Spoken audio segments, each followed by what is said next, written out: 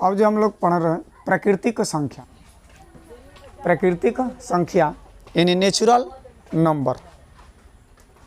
गिनती की संख्या को प्राकृतिक संख्या कहते हैं। गिनती की संख्या को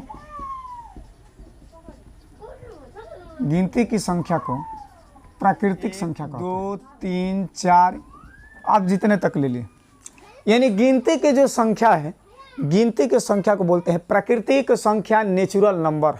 देखिए 1 है, अब तो यहाँ पर अगर कुछ भी चिन्ह है तो यहाँ पर चिन्ह क्या होगा? प्लस का। कुछ भी चिन्ह रहता तो हमेशा प्लस का चिन्ह होता है। अब मान लीजिए कि 2 दिया है तो यहाँ पर भी कुछ भी चिन्ह है तो क्या चिन्ह होगा? प्लस। यानी गिनती की जो जितनी संख्याएं लिखी जाती है वह सभी धनात्मक होती है। वो सभी क्या होती है? धनात्मक होती है। गिनती की जो संख्या होती है वह धनात्मक होती है।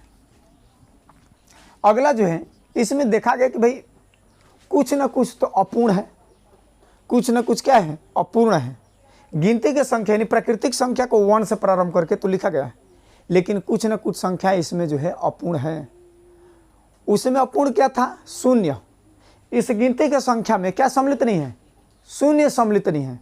अब इसको पूर्ण करने के लिए उसमें 0 को सम्मिलित कर लिया गया, जिसे पूर्ण संख्या को, यानी शून्य से प्रारंभ करके लिखा जाए तो वो संख्या होगी पूर्ण, होल नंबर। वो संख्या क्या होगी? पूर्ण, यानी होल नंबर। यानी शून्य उसमें सम्मिलित कर लिया जाए गिनती की संख्या में। देखिए अगर शून्य को हटा दिया जाए तो ये बन जाती है प्राकृतिक, और उसमें 0 को सम्मिलित कर लिया जाए तो ये संख्या बन जाए आपकी जो है पूर्ण संख्या। क्या बन जाएगी? पूर्ण संख्या। तो ध्यान रखिएगा, गिनती की संख्या 1 से प्रारंभ होती है, और इसी गिनती की संख्या में 0 को सम्मिलित कर लिया जाए तो वो बन जाएगी पूर्ण संख्या। क्या बन जाएगी? पूर्ण संख्या। एक जो होता है आपका होता है वो पूर्णांक, इंटीजर नंबर, पूर्णांक संख्या यानी पूर्णांक।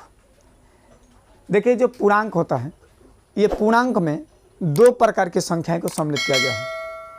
यानी गिनती जैसे संख्या रेखा पर दर्शा दिया जाए, संख्या रेखा पर ये है 0 का बैलेंस। अगर 0 के राइट वाले सिरे में देखा जाए तो ये टोटल संख्या धनात्मक होगी। ये टोटल क्या होगी? धनात्मक। और 0 के लेफ्ट में देखा जाए तो ये टोटल संख्या ऋणात्मक होती है। यानी शून्य के दाईं ओर संख्या को धनात्मक पूर्णांक, और शून्य के बाईं ओर संख्या को ऋणात्मक पूर्णांक कहते हैं। यानी पूर्णांक 2 प्रकार का, और इसमें शून्य भी एक प्रकार के क्या है? पूर्णांकी है। शून्य जो है एक पूर्णांकी है। तो शून्य के जो दाएं वाले जो पक्ष के जो है ये सभी धनात्मक में है, और शून्य के जो लेफ्ट में यानी राइट और ये लेफ्ट, ये राइट वाला हिस्सा और लेफ्ट वाला हिस्सा, तो राइट वाला जो जितनी संख्या है वो सभी धनात्मक पूर्णांक है, और शून्य के ठीक नीचे ये ऋणात्मक पूर्णांक है। यानी ऐसी संख्या जिनमें शून्य भी सम्मिलित हो और धनात्मक और ऋणात्मक दोनों संख्या यदि उसमें भी सम्मिलित हो जाए तो वह हो जाता है पूर्णांक। उसे क्या बोलते हैं? पूर्णांक बोलते हैं। जिसमें शून्य सहित धनात्मक और ऋणात्मक चिन्हों को प्रदर्शित करके लिखा जाए तो वो होती है पूर्णांक। यानी पूर्णांक जो होता है वह 2 प्रकार का होता है। एक हो गया ऋणात्मक पूर्णांक और एक हो गया धनात्मक पूर्णांक। और शून्य भी क्या है? एक पूर्णांकी है। शून्य भी क्या है? एक पूर्णांक है। तो धनात्मक और ऋणात्मक ये 2 प्रकार के जो है पूर्णांक होंगे। देखिए आप लोग जो है थोड़ा इसको ध्यान रखिएगा कि संख्याएं जो है क्या आधारित है ना। लेकिन ज़्यादा ये जो है मत सोचिए कि ज़्यादा कठिन है, ऐसा नहीं है। आप लोग थोड़ा बेसिकली अच्छे से समझ लें, ये आप लोग को समझ में आ जाएगा। 4 नंबर देखिए, पूर्णांक बात जो है एक संख्या जो होती है परमेय संख्या।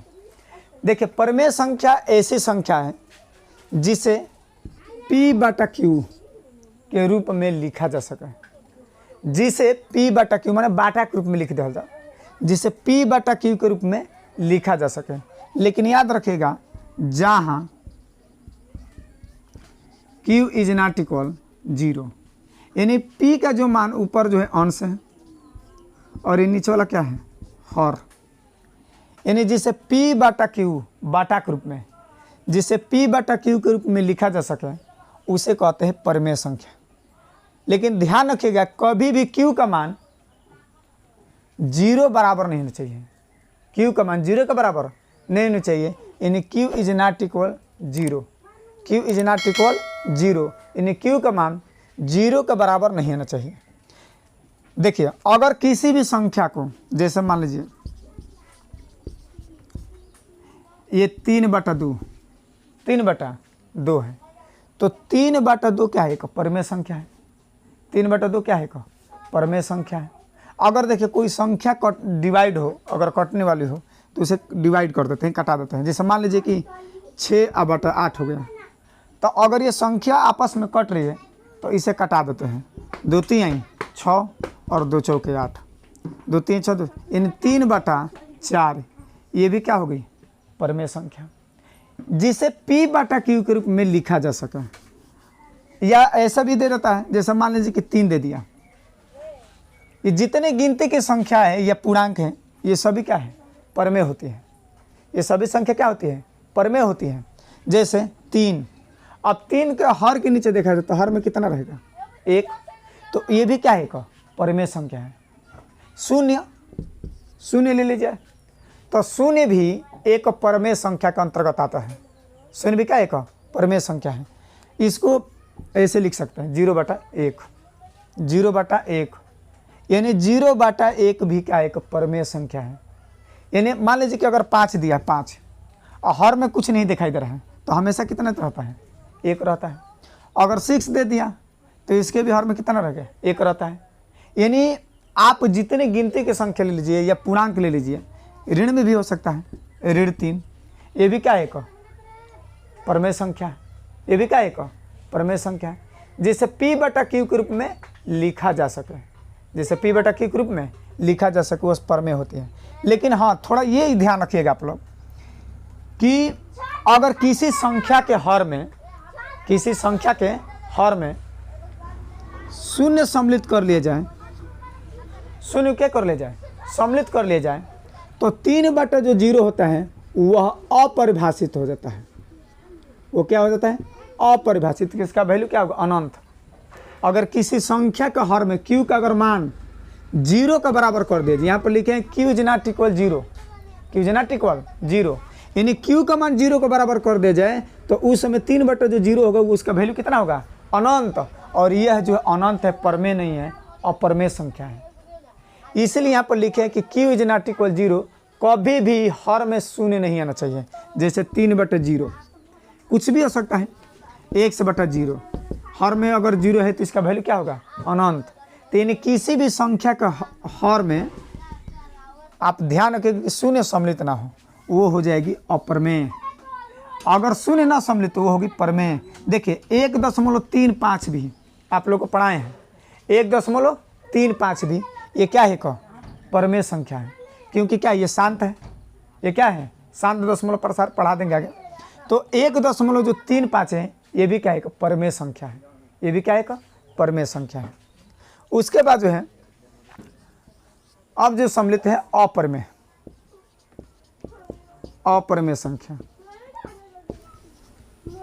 इरेशनल नंबर्स, अपरिमेय संख्या। अपरिमेय संख्या क्या है?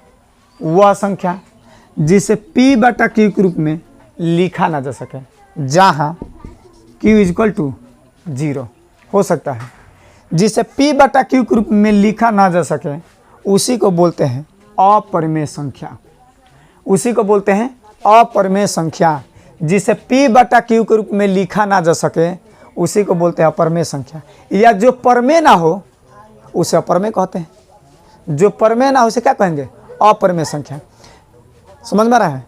देखिए जो अपरिमेय जो संख्याएं होती हैं उनका जो हर है ये q के बराबर होता है। यानी q का किसके बराबर? 0 के बराबर। यानी हर में 0 सम्मिलित होता है। देखिए ये जो पाई है, पाई ये भी क्या है? अपरिमेय संख्या है। पाई क्या है? अपरिमेय संख्या है। लेकिन पाई का जो मान होता है, पाई का जो मान होता है, जैसे पाई का मान होता है 22/7, पाई का मान कितना होता है? 22/7। तो जो पाई का जो मान 22/7 ये परमेय है, लेकिन ये जो पाई जो सम्मिलित के जो अक्षर है ग्रीक भाषा का, ये जो है पाई एक क्या है, अपरिमेय संख्या है। पाई जो है एक अपरिमेय संख्या, लेकिन जो पाई का जो मान होता है 22/7 ये परमेय में रखा गया है, लेकिन ये जो पाई है ये है अपरिमेय। लेकिन जो इसका मान 22/7 ये क्या होता है, परमेय होता है ना। अनंत, अनंत भी क्या है, अपरमेय है। अनंत भी क्या है, अपरमेय है। या ऐसी संख्या जिनका रूट ना निकले, जिनका रूट ना निकल पे, जैसे √2। अब बताइए 2 का शुद्ध रूप से हम वर्गमूल नहीं निकाल सकते, यानी ये भी क्या है, अपरमेय है। जैसे √3 या 7 ये भी क्या है, अपरमेय है। यानी जो रूट के अंतर्गत हो वो भी अपरमेय होती है, वो भी क्या होगी, अपरमेय। यह 3/0 ये किसके अंतर्गत, देखिए यहाँ पर हर का मान क्या है, 0 है। यहाँ पर जो हर दिया है वो क्या मान है उसका, 0 का बराबर है। यानी 3/0 होगा वह अनंत के बराबर होगा। यानी 3/0 यानी किसी संख्या के हर में यदि शून्य आ जाए, शून्य को सम्मिलित कर ले, इसका वैल्यू कितना हो जाए, 0, हर क्या हो जाए 0, तो उस समय ये अपरमेय होता है। उस समय क्या होता है, अपरमेय संख्या होती है। अब देखिए एक जो संख्या जो होती है वो होता है वास्तविक संख्या, रियल नंबर। यानी वास्तविक संख्या ऐसी संख्या है जिनमें सभी संख्याएं सम्मिलित हो जाए। ऐसी संख्या है जिनमें सभी संख्या क्या हो जाए, सम्मिलित हो जाए। सभी संख्या क्या हो जाए, सम्मिलित हो जाए। इसमें परमेय प्लस अपरमेय, परमेय और अपरमेय संख्याएं जो है सम्मिलित होती हैं। परमेय और अपरमेय संख्या के एकत्रित परिवार को बोलते हैं वास्तविक संख्या, यानी रियल नंबर। आप जितना परमेय संख्या लिखेंगे वो भी क्या होगा, जितने परमेय संख्या लिखेंगे वो क्या होगा, वास्तविक होगा। या जितना अपरमेय संख्या लिखेंगे वो भी क्या होगा, वास्तविक होगा। यानी परमेय में, वास्तविक संख्या में, यानी वास्तविक संख्या को जो निर्माण हुआ है, जिस संख्या से ये बनी है, वह परमेय और अपरमेय से मिलकर बनी होती है। परमेय और अपरमेय संख्याओं से मिलकर बनी होती है। कौन सी संख्या, वास्तविक संख्या। तो जिनमें परमेय और अपरमेय दोनों संख्याएं सम्मिलित हो उसे वास्तविक संख्या कहते हैं। हो जाएगा ना। देखिए कम से कम आप लोग जितना हो सके मेहनत अच्छे से कीजिए। देखिए जीवन में सबसे एक मनुष्य को बढ़ाने का जो साधन है वो सबसे एक गरीब का, देखिए गरीब बच्चे जो हैं वो उनके एक ही माध्यम है, वो है एजुकेशन। एजुकेशन ही, यानी शिक्षा से व्यक्ति का जो है विकास होता है और उसके जो मानसिक जो विकसित होता है वो पूरे समाज में एक समाज सुधारक का कार्य करता है। इसलिए कि हमें अपने इस जीवन को जितना हो सके अच्छे से अच्छे पढ़ाई को लेकर के हमें अपने जीवन को आगे बढ़ाना है, क्योंकि मेहनत करने से हमारी सफलता की ओर जो है कदम बढ़ता है। आप जितना मेहनत करेंगे वही आपकी सफलता की ओर जो है चढ़ाएगा। तो आप लोग जितना हो सके आप उसको अच्छे से मेहनत कीजिए, पढ़ाई कीजिए। देखिए और एक संख्या थोड़ा बता रहे हैं आप लोग को।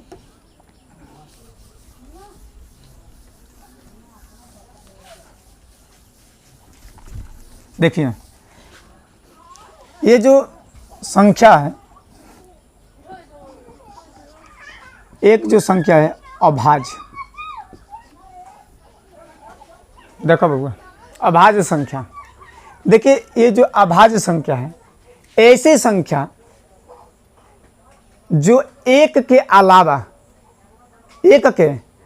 स्वयं से विभाजित हो उसे अभाज्य संख्या कहते हैं। यानी जो संख्याएं स्वयं से ही विभाजित हो, यानी भाज्य हो जाए, वह अभाज्य होती है। ऐसी संख्या जो एक के अलावा स्वयं से विभाजित हो, जो एक के अलावा स्वयं से क्या हो जाए, विभाजित हो जाए। देखिए ऐसी संख्या जो है स्वयं से विभाजित हो, यानी जो संख्या एक के अलावा स्वयं से विभाजित हो उसे बोलते हैं अभाज्य। देखिए अभाज्य में एक को छोड़ करके वो सम्मिलित किया गया है 2 से, सम्मिलित किया गया है 2 से, यानी 2 ऐसी संख्या है जो 2 अंक जो लिखे हैं यह स्वयं से ही विभाजित होगा। केवल कितने संख्या से 2 ही से कटेगा। तो जो संख्या स्वयं से विभाजित हो जाए, स्वयं से कटे, वह अभाज्य यानी प्राइम नंबर होती है। जैसे 3, 5, 7, देखिए सभी संख्या क्या है? प्राइम नंबर, अभाज्य संख्या। देखिए 2 को कटाएंगे स्वयं से विभाजित होगा। 3 स्वयं से का 3 कौन संख्या से कट पाई? ना कट पाई। 5 ये भी क्या होगा?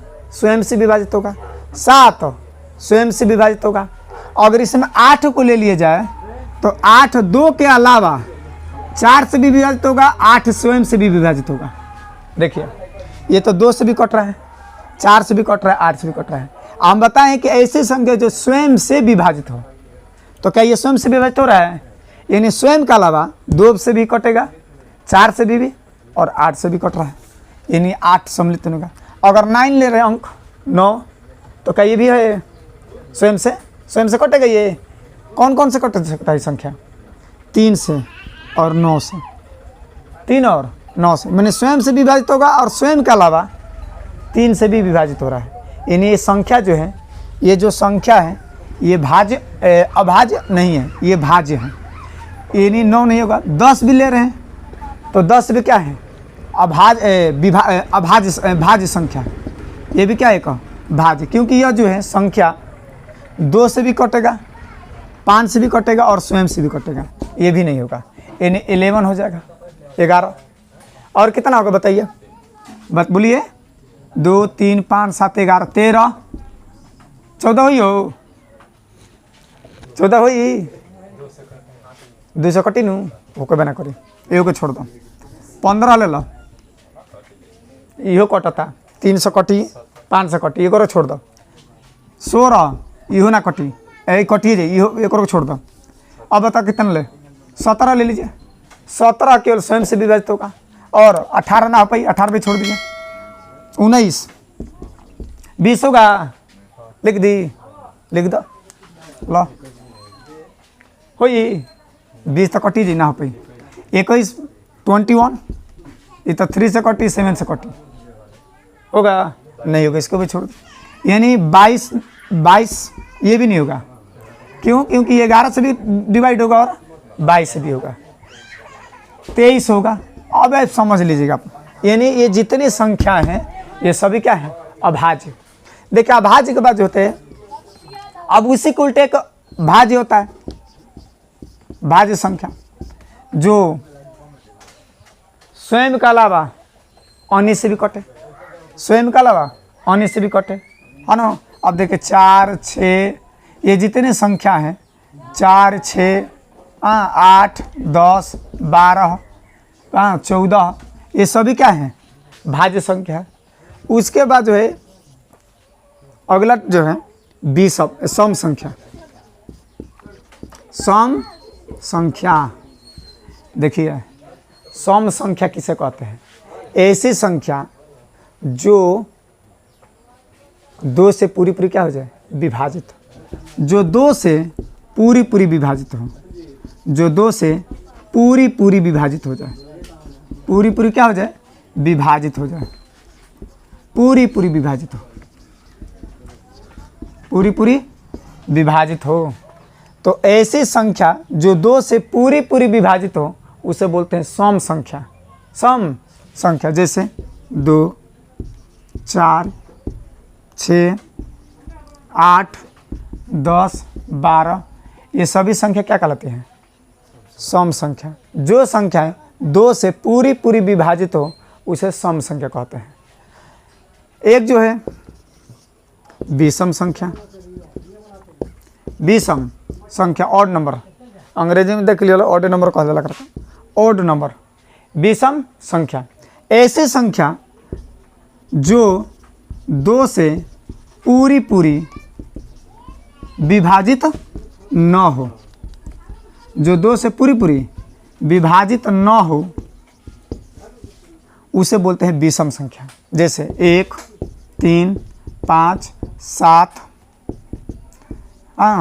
1, 3, 5, 7, 9, 11, ये जितने संख्या हैं ये सभी क्या है, विषम संख्या है। ये जो संख्या ये 2 से विभाजित नहीं हो पाएगी, पूरे पूरा कटेगा एक बात जी। तो ऐसे संख्या जो स्वयं से पूरी विभाजित, ऐसे संख्या जो 2 से पूरी विभाजित ना हो उसे कहते हैं विषम संख्या। जो 2 से कटे सम, और जो 2 से ना कटे उसे विषम।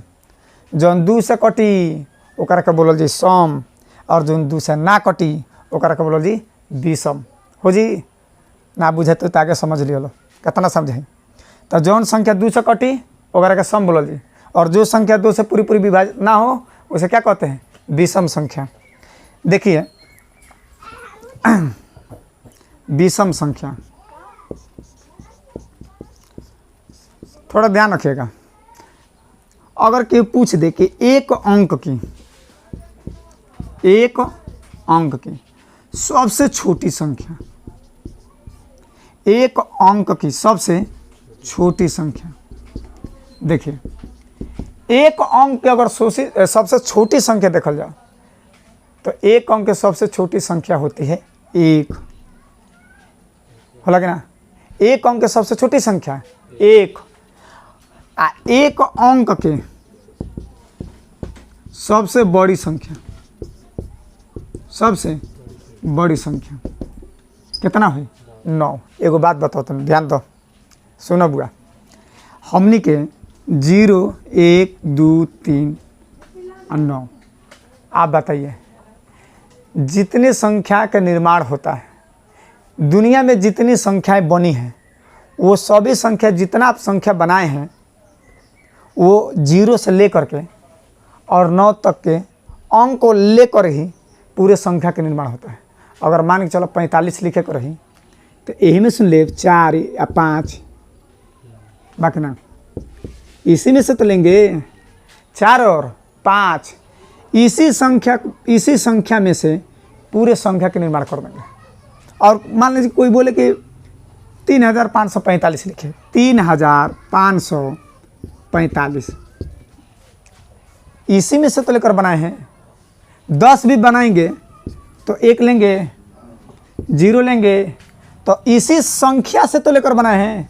तो जो संख्याएं, जितनी संख्या आप बनाएंगे इसी संख्या से उठा करके ये तैयार किया गया है। देखिए 0 को छोड़ दीजिए, अब ध्यान सुनिए। एक अंक की जो सबसे छोटी संख्या है, सबसे छोटी, वो कौन सी संख्या है, 1। और एक अंक के जो सबसे बड़ी संख्या है वो क्या है, 9 है। और पूछे बताइए कि 2 अंक की सबसे छोटी संख्या, सबसे छोटी संख्या क्या लिखोगा, 11 लिख दो। 2 अंक के सबसे छोटी संख्या होगी, एक तो रहबे करी, एक में लगा दे पीछे 0, इकाई में क्या लगा था 0, तो बन गई 10। यह सबसे छोटी, सबसे छोटी 2 अंक। अब बतावा 2 अंक हमने की स्टार्ट कहाँ से होला, 10 से स्टार्ट होता है कि नहीं, 10 से 9 लेंगे तो इसमें कितना अंक है, केवल एक ही अंक है। और 10 से प्रारंभ करें तो इसमें 2 अंक हैं, इकाई और दहाई। बताइए, और ये 2 अंक की संख्या जानते कहाँ तक चलती है, 10 के बाद 11, 12, 99 तक, है कि नहीं। तो अगर पूछे कि 2 अंक के सबसे छोट तो क्या हुई 10, अब पूछे कि 2 अंक के सबसे बड़ा तो 99। हेजा ध्यान दो, हेजा देखो, हेजा तो 2 अंक के सबसे छोटी संख्या 10 और 2 अंक के सबसे बड़ी संख्या क्या होगी, 99 होगी। बुझाता, हाँ देखो सबसे छोटा 2 अंक क्या होता है 10 बबुआ। आ कहे कि 2 अंक के सबसे बड़ी संख्या, 2 अंक के सबसे बड़ी संख्या कितना बाहीजा 99 हो जी कि ना। देखो 5 अब बता 3 अंक कहे, 3 अंक सबसे छोटी संख्या, सबसे छोटी संख्या। तो अब बताओ 3 अंक, अब है तही कहाँ था, बताइए कितना तक अंक था ये 2 अंक। अब 3 अंक का प्रारंभ करना तो है हटाओ। अब 3 अंक सोचा कहाँ से चालू हुई, 99 तक ले तो 2 अंक रहला। हाँ 99 तक कितना अंक था 2 अंक, और 2 अंक के बाद जब ऊपर चलेंगे 99 के ऊपर एगो में डाल दो बढ़ा दो तो 100 कितना हो गया 100। तो देखो तो गिना तो 1 गो 2 गो एगो है 3 गो हो रहा है 3 अंक, यानी 101 102। आप बढ़ते जाइए और जानते हैं 3 अंक कहाँ तक चलेगा 999 तक, 999 तक। यानी 3 अंक के सबसे छोटी और सबसे बड़ी। तो हमारे देखे सब तो बुझा तो ही आप नहीं लिख लेंगे। तो 3 अंक सबसे छोटी संख्या 100 और 3 अंक सबसे बड़ी से बड़ी संख्या 999। अब यही तरह बढ़ा चल हलो 4 अंक कही सबसे छोट तो 1000 और सबसे बड़ा कही तो 9999, 9999 4 अंक के हो जाएगा। ये सबसे छोटी और सबसे बड़ी, सबसे छोटी और सबसे बड़ी। कोई दिक्कत देखिए आप इसको नोट कर लीजिएगा। 60 की स्क्रीन ले लिया, देखिए ध्यान दीजिए।